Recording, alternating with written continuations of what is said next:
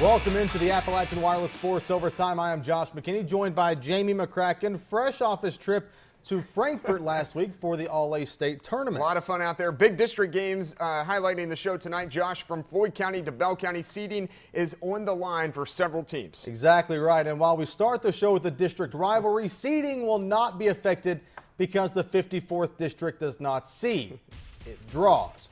Number 2, Perry Central hosting Hazard at John C. Combs Arena tonight.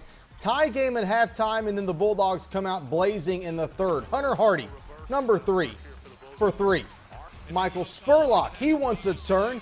He cashes in from the top of the key for 3 more. Spurlock now coming away with the steal, passes ahead to Hardy for the layup. Hazard outscored the Commodores 11-0 in the third quarter. That's right, not a single point in the third for Perry, but it makes a move in the third. Damon Tobler, the nice bucket inside, deficit trimmed to 14. How about Hardy with an assist? The pass to Ryan Smith for the transition bucket extends the Bulldog lead to 17. Perry, though, not quitting. Tobler comes up with a defensive pick, takes it himself for the deuce. Commodores still, though, down 11. Griffin Wells would hit some free throws late to seal it for Hazard. And as we go to the Highlands Black and Blue Clinic scoreboard, Hazard gets the upset over rival Perry Central, 53-47, the final score. A lot of people come to this game are saying, this don't mean a big deal. It's not district, but every game's a big deal to me, and definitely we're playing Perry. I play every game like it's my last, and I'm a senior, and I want to go out playing giving everything I can every single game, and this means more to me than any win does. Well, Hunter, congratulations. Celebrate this with your team, and best of luck to you the rest of the season. Yes, sir. Thank you. I appreciate that. Big game tonight in Floyd County. Betsy Lane Bobcats hosting the Allen Central Rebels. Bobcats will be the first to put numbers on the scoreboard, and it'll be the birthday boy, Mackenzie Akers, making the jumper. Peyton Case, number 4, the leader, will take it down the court, take a quick look around, make the layup. Betsy Lane up 4 in the first. And this is where the Devin Horn show begins. Right here, there's 1. You're going to see number 2. You know what? Here's number 3. Letting it rain. Here's number 4. 6 3-pointers in the first quarter, putting the Rebels up 11 after 1 in the second. Goodness. Bobcats trying to make a comeback. Dalton Maldonado gets the layup there on the baseline. Brett Sammons for Allen Central. He'll put it in for 2 at the other end. Rebels with an 8-point lead. Back come the Bobcats. Maldonado will take it in, wait for the block, then put it in off the glass. Betsy Lane will need to stage a second-half comeback, but the Bobcats pull it out late, 66-56 over the Rebels.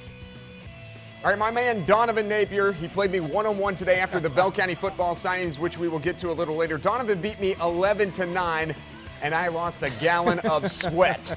Bell County taking on Middlesboro. First quarter, I also played Vic Morris. He's also a birthday boy, one-on-one. I will not reveal those results, but he beat me too. Morris knocks down the 3. Bell up 9-0. It's also Vic's birthday, as I said, so he's going to be in the highlight a lot. 12 points for Morris. Bell up 16-2 in the first quarter. UPike top plate contender Micah Robbins. Oh, my goodness. That's a Mason Nelson impression right there. That was, except he didn't go around the back. You got to go around the back first. Second quarter, it's Robbins again, dialing it up. He finished with 20. Middlesboro, though, down by 13 off the inbounds now. Oh, Zach Parton. 15 for Parton. He finishes with a double-double tonight. And then it's Napier right to the rack. Hard foul. Gets the bucket. Sort of what he did to me. I fouled him a lot today. He'd be fine, though. And then on the break, here he comes again. Now, see, I played better defense than some of these kids. I promise. I did not let him go to the rack like that. The kid had himself a game. No steals against me, but 7 steals in this game. There's a steal for you. Plus 14 points as he goes right to the rack off the steal again. Go to the Highlands Black and Blue Clinic scoreboard. Bell County bounces back from only scoring 22 and losing to North Rural earlier this week by dropping 70 points tonight. And the Bobcats get the win. Not bad. Coming up on the show, a couple of coverage area athletes, as you mentioned earlier, signing to play athletics at the next level. That's right. Thank goodness I had T-shirts in the car so I could change because I was sweating profusely. But first, the Cordia Lions make the trip to Manchester for a battle with the number 4 Clay County Tigers. Tonight's Fans in the Stand, sponsored by Eastern Kentucky University. These guys were fantastic over at the Morton Combs Athletic Complex. North Central Lady Patriots taking on the Breathitt County Lady Cats. We'll see more of these guys a little bit later, including the highlights of the game, but those guys were as entertaining as the ball game itself. Fans in the Stand, sponsored by Eastern Kentucky University. Well, the Clay County student section doing their own thing before the game tonight. Actually, before we get to the highlights, there's no intro here. So what I was supposed to say was Cordia has played a loaded schedule, and like teams like Ballard, tonight they're playing Clay County. There's the student section. That's what happens. Pretty impressive student section, like the setup. Yeah, it's like ESPN Game Day. Trey Farmer rocking the freshly bleached stripe in his hair to Wes Wolf. The floater's good. Cordia, though, by 4. A.J. Chisholm now takes the handoff. Up top, drives, ball rolls around, and somehow drops. Good start offensively for the Lions. Farmer's favorite spot on the court. That's right in front of the camera. 3 ball in your eye hole.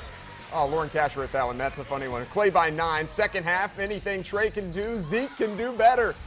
Maybe. 3 ball in front of the camera girl, and Cordia by 8. But really, does Clay ever back down? Negative. Ryan House. Rack him for a 3 ball, corner, 3 ball goes, game on. As we go to the Highlands Black and Blue Clinic scoreboard, Clay County puts a run together late in the 4th quarter and pulls out the win at home. The Tigers, they get the 4-point win over Cordia, 61-57. That was embarrassing. South Laurel, the Lady Cardinals hosting the Wayne County Lady Cardinals out in London tonight. Wayne County is going to intercept the pass, the South Laurel pass. Ashlyn Bell takes it straight to the hole. Hangs on the rim, and the ball is going to drop through. Wayne up too early. South Laurel, though, would respond. Presley Baker nails the 3-pointer for the Lady Cards. They go up 3. Very next possession, Wayne goes around the horn. Megan Burchett evens the score. A 3 ball of her own. Shelby Davis spots Baker wide open in the corner for South. Davis makes some pay. Lady Cardinals hanging around with the other Lady Cardinals. But every time South would hit a big shot, Wayne County would answer. Burchett, one more time. We go to the Highlands Black and Blue Clinic scoreboard. Wayne County pulls off the road win, 54-48 over South Laurel. All right, let's stay on the Highlands Black and Blue Clinic scoreboard. And it's Betsy Lane hosting Allen Central in 58th. District Girls action. Lady Cats, Katie Tackett almost gets the steal, but Lauren Wright makes the catch. And with a pass to Kelsey Parson, it's in for 3. Rebels big, though, in the 3rd. Megan Frazier passes it to a wide-open Brandy Morrow. Racker, it's nothing but net as she puts 3 on the board. Lady Cats now, Katie Tackett, making it look easy, I guess. Betsy Lane still leading second half. In the 4th now, Lady Cats extending their lead as Jenna Kidd, not kidding. Lady Cats now up 30-plus points. Next play, Rebels trying to put some points on the board, and Destiny Elliott will get it in the bucket for 2. Later in the 4th, Rebels pass it to Lauren Wright, who will eventually make the triple. There it is. Oh no, that's just a little jumper there. As we go to the Highlands Black and Blue Clinic scoreboard, the Lady Cats make it back-to-back district wins. They win 61-34. Let's stay on the Highlands Black and Blue Clinic scoreboard. Somerset and Pulaski County, a big doubleheader tonight as Pulaski County sweeps it. First in the girls, they win 62-50, and then the boys win 66-49 over Somerset. Meanwhile, Lee County at Estill County tonight as Estill County comes away with the win on the girls' side, 59-49. Also, the boys come away with a 72-36 win. Harlan at Barbersville, oh man, 75-44 and 60-30 with Harlan over Williamsburg. Next up, Sheldon Clark at Paintsville. The girls, Lincamp 42, Wolf 41, and also Lincamp 81-36. So Lincamp gets the sweep as well tonight. Sheldon Clark in Paintsville. Paintsville gets the win 52-45, and June Buchanan beats Owsley 48-46. Meanwhile, Buckhorn 55, Oneida Baptist 41, Jackson City and Powell County hooking it up, and Powell County comes away with a 66-60 win, and that is a girls' school. Coming up on the Appalachian Wireless Sports Overtime, a top 10 girls matchup in Hyman between number 7 Knott Central, number 9 Breathitt County. And the top-ranked Bell County Lady Cats host district rival Middlesboro. We are the North Laurel Lady Cats, and you are watching Sports Overtime. The girls' 14th region should be a fun one. No clear-cut favorite, although Leslie County could be considered the front runner, but 2 teams who look to contend for the title squaring off tonight just up the road in Knott County. Number 7 Knott County Central hosting number 9 Breathitt County over in Hyman. There's the guys again. They were just as entertaining, as I said before, as the game itself, cheering on their Lady Patriots. Lightning fast start for Knott Central. Stacy Stamper cans the 3-pointer, putting the Lady Pats up 7. Hard-fought battles inside all night long. Fallon Sloan can't get the first attempt, but stays with it, gets the follow. Lead is now 9. Nice ball movement here from Breathitt Ollie Bates to Megan Stamper to Carissa Hatton. That's good for 2. Lady Cats, though, still down. Next trip down, Amy Brewer connects on the tough runner. Breathitt making a move. Not Central, though, applying the heat. Stamper, another triple from the wing. And then off the Breathitt miss, check out this transition. Jada Higgins to Hannah Hollyfield. That's good for the transition 2. We go to the Highlands Black and Blue Clinic scoreboard. Not Central makes it 3 straight victories, 65-55 over Breathitt County. Oh, Macy Morris. How you doing? Seems like she's doing pretty well. She's doing all right. Whatever that is. The soon-to-be Kentucky Wildcat getting honored for scoring her 3,000th point tonight. Number 1 Bell County and Middlesboro hooking up. There's Macy scoring the first bucket of the game. Next possession down, Kelly Smith kicking it out to Macy. That's a splash ball. Now it's Smith. She drives, goes left, off the glass. Later, it's more Morris. She kicks it over to Jess Sanders.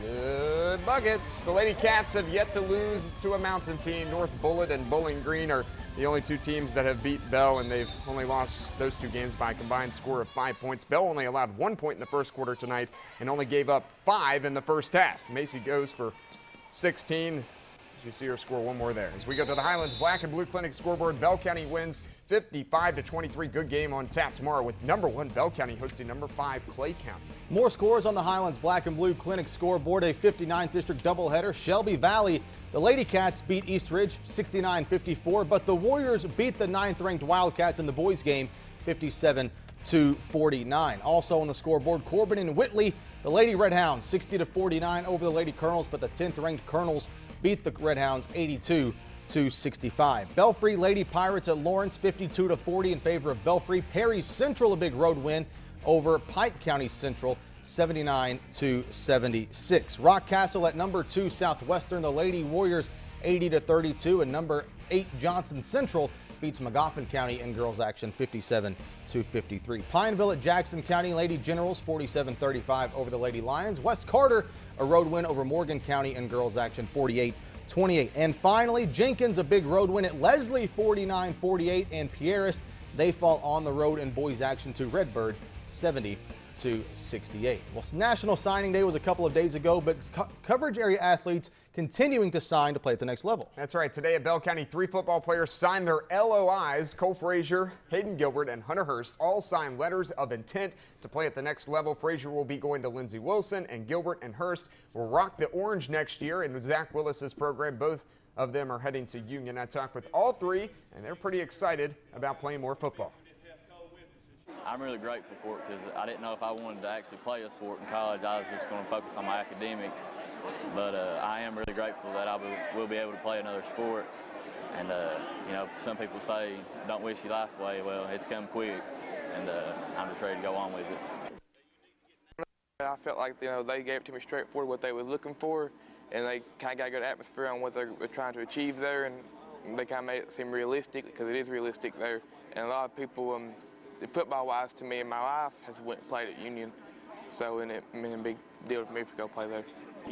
Well, Lindsey Wilson has recruited me as a tight end, and I played tight end up here at Bell County, and just the blocking scheme and everything. Lindsey Wilson uses one-back set and everything, and they use their tight ends a lot, and they just use them a lot more than any other college team around would use them. So. Some news learned earlier this evening. Perry County Central football coach Jordan Amos has resigned as head coach after just 1 season with the program. The news was confirmed by Perry Central Athletics Director Eddie Browning. The Commodores finished just 1-10 this past season, falling in the first round of the Class 5A state playoff to Southwestern. There is no word as of yet as to who will replace Amos as Perry Central head coach. To some other kind of football, over in London, South Laurel's Carly Parker signed her letter of intent to play Division I soccer with the Morehead State Eagles. Parker finished her senior season with 35 goals. She scored 164 goals in her career, putting her 4th all-time in the state of Kentucky. She is also the all-time leading scorer in Laurel County history. I've worked for it since I was a little kid, and I've always wanted to play Division I soccer, and I can't wait to continue my career there. You know, it's just kind of a small town, kind of like here, and I know some of my teammates, and I really enjoy like the coaches there. they've all been by my side for as long as I can remember, and I couldn't have done it without them and their support, and they were always there to make sure, like at our games and stuff, and it just means a lot. Much more to come on the Appalachian Wireless Sports Overtime, but as we go to break, here is this week's Alice Lloyd College Boys and Girls Mountain Top 10s.